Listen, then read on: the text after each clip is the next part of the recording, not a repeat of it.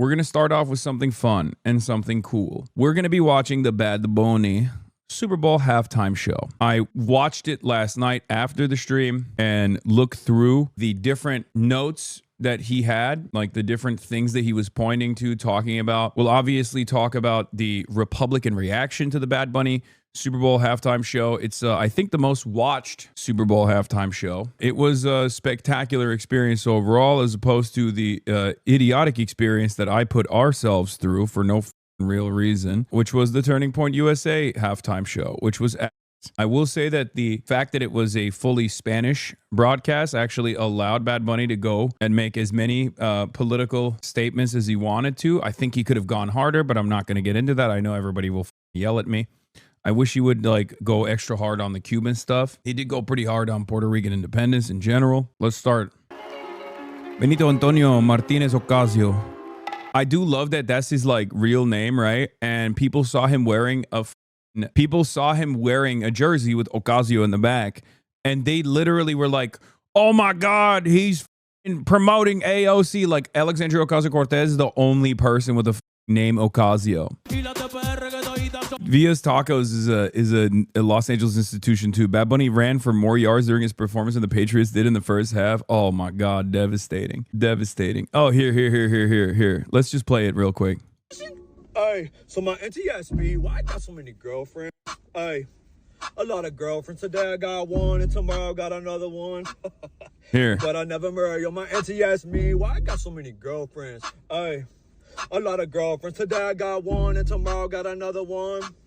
Man, I think I want to take them all to the VIP, Hey, well, they can be my auntie and we're going to take a selfie and say cheese. They smile if they already been with me in the VIP, Hey, well, they can be my auntie and we're going to take a selfie and say cheese. They can smile the ones that forget about me. Man, I like the Gabrielle. So here, I want to identify some of the stuff, right? I'm going to identify some of the stuff. So he's wearing like a football jersey type situation. He's just trying to be like me again. I will say that. Once again, say Benito's trying to be like your boy, trying to have the little head, big shoulder situation going on. Okay, you ain't slick, Benito. You know, hit my line. Let's swim to Cuba together. Okay, let's go. Let's purchase a bunch of petroleum barrels and let's just bring that shit to Cuba together. Break the blockade. You know, let's do it together. Flexicans and Boricua rise up. Okay, like that's copyright infringement. I'll let him have it. He had the shoulder pad tech. He was trying to be like me a little bit. Okay. Many of you won't understand this, but some people were saying that the 64 was a reference potentially to the first false numbers after Hurricane Maria of like how many Puerto Ricans had died in Hurricane Maria, because the government said that it was 64. But it was actually in the thousands. It was a tribute to his uncle. 64 was the date of birth for his uncle. Is that what it is? 64 is for his grandpa. It was his football number. Bro, the production on this is nutty, by the way. Think about how much time and effort goes in to making a live production like this work. It's shot beautifully. There's incredible dolly work, especially in the end too. But like, it is nuts. I want to give a huge shout out to the IATSE folks, the union folks that poured their blood, sweat, and tears into making this production work in real time. Shouts out to the dudes who are in the trees. Like, every part of this is incredible work. Yet another testament, by the way. I'm gonna do a quick glaze to like American diversity, because America is once again carried. Puerto Rico is a territory. We have dominated them for years and years. We have destroyed Puerto Rico. We have abused Puerto Rico. We have taken advantage and exploited Puerto Rico. Without Puerto Ricans, this doesn't exist. Okay. Once again, if you want to see the difference of like what white culture looks like, this is what the was going on in America B. It's not even a like, think about the difference in production quality. Think about the difference in respect to arts, having a history that you can tap into. I mean, all of this. That's why I get so mad. On top of everything else, on top of my background, on top of like my principled stance, my principled internationalist stance, my principled socialist stance. It's additionally fucked up and self-defeating to try to eradicate the one aspect of American culture that is so redeemable. Diversity is unironically our strength. And that is so offensive to these stupid white supremacists who, once again, don't even realize how much they actually eat off of the cultural output of all of these other cultures that have merged into American culture. Hasan, you're a disgraceful piece of shit. Hell yeah, brother. This is what I mean. People that get like incredibly bent out of shape when they see some of America's best. That's it. There is two different Americas, okay? There's the America that most normal people live in, you know? They go, they eat Mexican food, you know, they work alongside, second generation, first generation, third generation, seventh generation, people that have become Americans, people that have brought pieces of their culture, pieces of their experience to the United States of America and have made it whole, made it better overall. And then there's the people that just like don't see that, don't recognize that, and think that's actually a negative thing, think that's actually a burden. Just tasteless, cultureless dipshits who just look at something like this and they mauled and they're like, meh, why is he speaking Espanol? I need you all to understand, no matter how much those guys chirp, this is what America is about. No matter how much those guys chirp, they're chirping to no one. They're chirping to a tiny sliver of society. It's not real. It's not real. None of it matters. Okay, you gotta. Now I have to play the subtitled version. Can I? Don't get too mad at me, but I have to play it. She's coming over here and she never comes alone. She never comes alone. All the bandits are whipping out their chrome. And tonight there's gonna be twerking, rubbing, grinding, clubbing. Por el poder que se me otorga, los declaro marido y mujer. Puedes besar a la novia. Brother, I'm sorry that other Hispanics don't understand how incredible, impactful every little bit of the show was. I had a hard time keeping from crying. To hear the show almost entirely in Spanish was something I never thought I would experience. No, I get it. That's why I'm like piecing it up as to the best of my ability right now to like explain the important cultural undertones, like starting from a sugar plantation, walking through the contributions that Latinos have given to the United States of America all around the country, from New York to Los Angeles and certainly Puerto Rico as well. Like even down to the light blue, because the Puerto Rican flag with the light blue is the independence flag that, from what I understand, was illegal. So this hue of blue, even that level of detail, which you'll see later on when they're waving the Puerto Rican flag as well, like every single aspect of this show has a shit ton of politics baked into its DNA, which is, of course, the immigrant experience in general, right? Obviously, Benito is not an immigrant, but like that is what the experience of being a non-white American actually is, where every aspect of your existence represents some form of resistance, whether it be the historic anti-colonial resistance or whether it be the ongoing resistance towards white supremacy and things of that nature. That's why it's in a way, it's very beautiful. In a way, it also showcases that same. I think it's cool to be able to do this at the Super Bowl in a way where like Americans can watch and shake their ass to it, right? Without even some people recognizing like what the actual politics, what the actual representative politics of every aspect of this show truly is. They're like, oh, I can vibe with this. Like that is most people's takeaway from this, right? They're like, oh yeah, hell yeah, okay, I like this Benito guy, this bunny guy, making me shake my ass like I never did, okay? And yet every part of this is slammed with symbolism, slammed with resistance, slammed with like the experience of both like immigrants and the anti-colonial struggle. He's able to get away with it because most people, one, don't speak Spanish, two, don't understand all of these different notes. And that's just kind of how it is.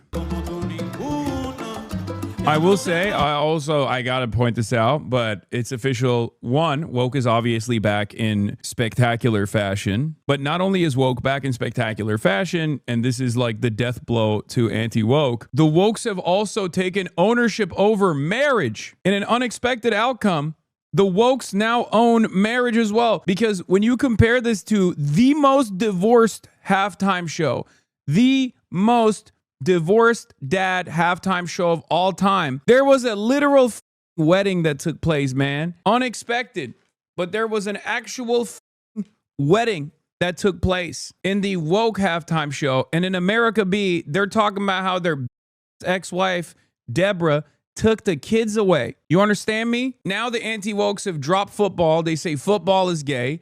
They dropped beautiful women dancing and shaking their butts. They say that's gay too. Wokes now have women shaking their ass, people getting married, and American football is over. What do the anti-wokes have? What do the anti-wokes have? They got nothing. And even Fox News had the genuflect to Benito, said love wins. The couple featured in Bad Bunny's Super Bowl halftime show got legally married during the performance. A representative for Bad Bunny says the singer asked the couple to get married on stage after they invited him to their wedding. He even served as the witness and signed their marriage certificate. What a fucking awesome, what an awesome story, by the way. What a banger. Another I think overlooked aspect to this is that this is generational as well. This is also generational as well. Like there is every generation of Latinos, Hispanics are represented in this show as well. Down from like the different industries that they go into, the small businesses that they own. Like every part of that is also represented here. This is another like cultural institution from Nueva York. Which is what we're calling it until further notice. And it's like the actual address of it as well, 244 Grand Street. This is styled after the 1970s streets, New York City, if I understand correctly. The shop styles, the bodega design, the barbershop, even the fashion and hairstyles.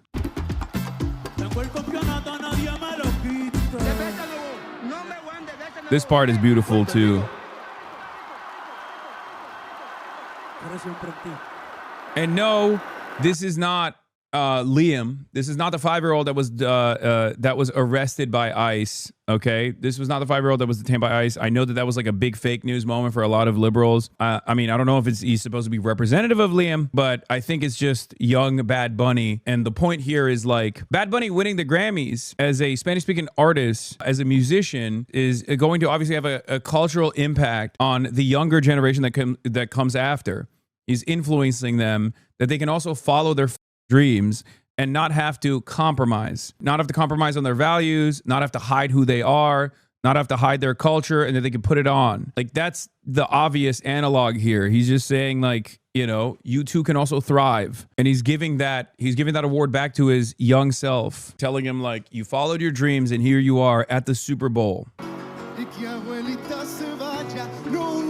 Ricky Martin was forced to sing in English, and now he gets to sing a song about independence in Spanish at the Super Bowl. Let's go. So there's that significance there as well. Like Ricky Martin, in order to gain like mass prominence as a Spanish-speaking artist, like he started off his career singing in English. And the song that he's singing here, this is yet another instance where like, because it's in Spanish, I know a lot of people look at the songs and he's like, what do you mean? Like, oh, he has a lot of cultural undertones that he's presenting about like, you know, getting his dick sucked and shaking and like having sex with women. This is an instance where like the song itself is a very obvious form of resistance, where the song that Ricky Martin is singing in Spanish, which is again significant, is about not turning Puerto Rico into Hawaii.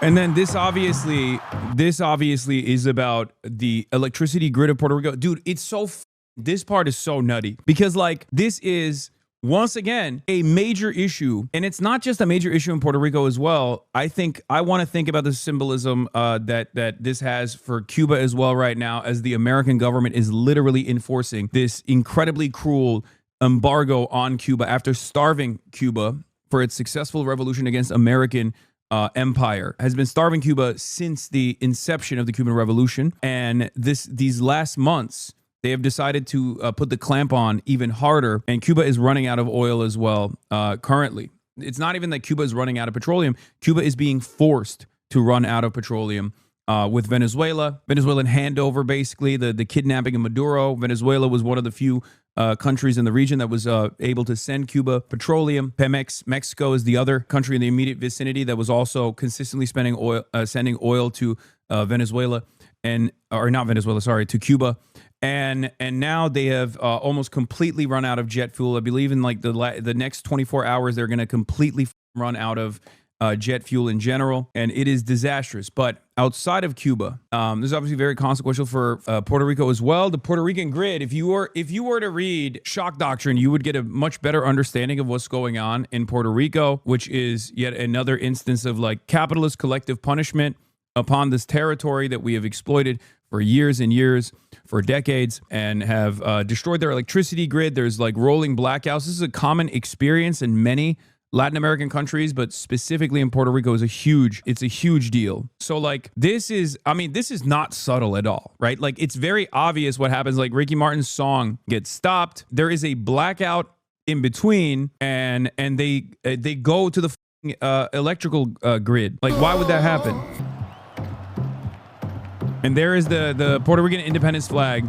A lot of it is rampant corruption. No, that's just compradors. That's not like corruption in the way that like you have a bunch of people who are just like, oh, they're getting the necessary funds, but they're just not adequately and evenly distributing the funds that are coming in. No, the corruption of that sort is one that many people outside of the periphery, many people in the periphery are quite familiar with. Compradors that advance the interests of empire, that are specifically in that position to advance the interests of empire. That's a different type of corruption. Corruption almost feels domestic, right? Corruption makes it seem as though this is like a domestic affair, as though they have the necessary resources and the people that are elected into power are actively taking away those necessary resources. Puerto Rico has been actively starved on purpose. It's very different. Starved by those who are working at the behest of empire. I think this is a necessary distinction to make.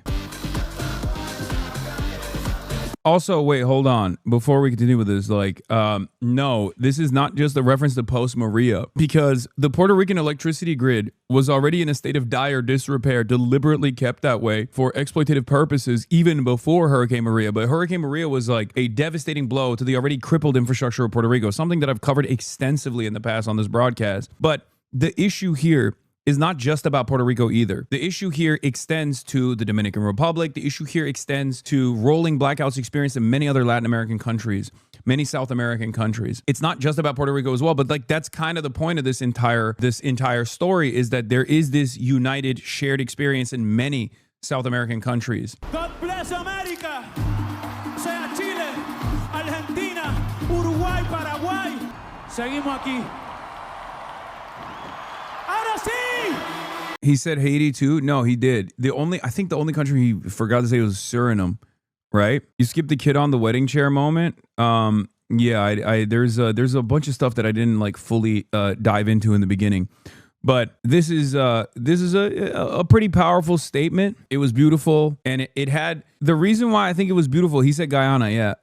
He forgot Belize. Yeah. The reason why it's so perfect is because it has something for everybody, okay?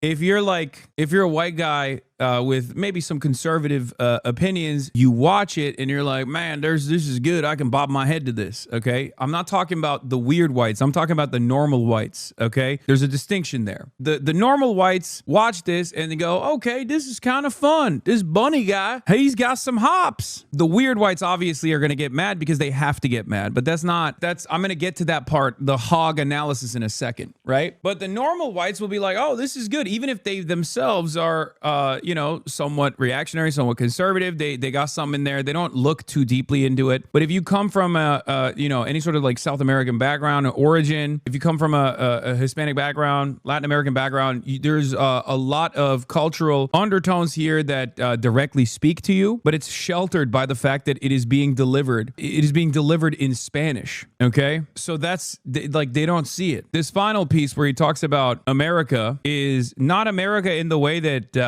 us here in the United States understand America, but America, the continent, both North and South America, right? So it's this beautiful tapestry. It hits all the angles, and it has this like uniting message at the end of it. Obviously, I'm not going to be one of those guys who's like super woke and then be like, wow, it doesn't hit hard enough against like the one country that's kind of played a formative role in keeping down every other country here, including Puerto Rico, even though that is mentioned throughout the entire process, because that is a part of your history, that is a part of your culture, that is a part of your existence, your ongoing existence, and the generational trauma that you have withstood. Like I said, no notes. It's fantastic. It's awesome. It's got something for everybody, and woke is back.